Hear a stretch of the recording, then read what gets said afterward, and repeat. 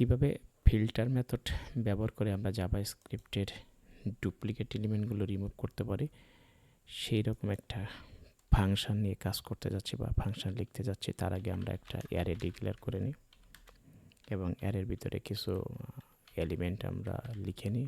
Mango, একটা নাম Apple, একটা নিলাম অরেঞ্জ, একটা নিলাম লেমন। তো আমরা আবার এই উপাদানগুলো একটু কপি করি, তাহলে প্রত্যেকটা উপাদান আমাদের 2 বার করে হয়ে যাবে।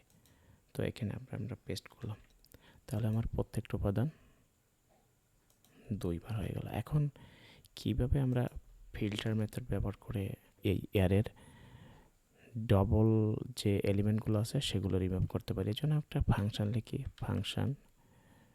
ফাংশনটা এখানে রিমুভ ডুপ্লিকেট, এবং এটা প্যারামিটার হিসাবে একটা অ্যারে নেবে এবং আমরা কনস্ট্যান্ট রেজাল্ট নামে একটা নিলাম এবং আমরা অ্যারের উপর ফিল্টার মেথড চালালাম। ফিল্টার মেথড চালালে আমরা এখানে 2টা জিনিস পাই, একটা আছে আইটেম এবং আরেকটা আছে ইন্ডেক্স। এখন আমাদের কাজ হচ্ছে এখান থেকে রিটার্ন করে দেওয়া আমাদের অ্যারে ডট ইন্ডেক্স অফ যদি আমাদের আইটেম হয় এবং এটা যদি আমাদের ইন্ডেক্সের সমান হয়, তাহলে আমরা এখান থেকে রিটার্ন করে দেব রেজাল্ট। তারপর আমরা ফাংশনটা কল করব console.log রিমুভ ডুপ্লিকেট এবং আমরা এটা পাস করে দেব। তো এখানে আমরা টার্মিনালটা ওপেন করলাম। টার্মিনালটা ওপেন করে আমরা নোড ওয়াফ ডিএসএ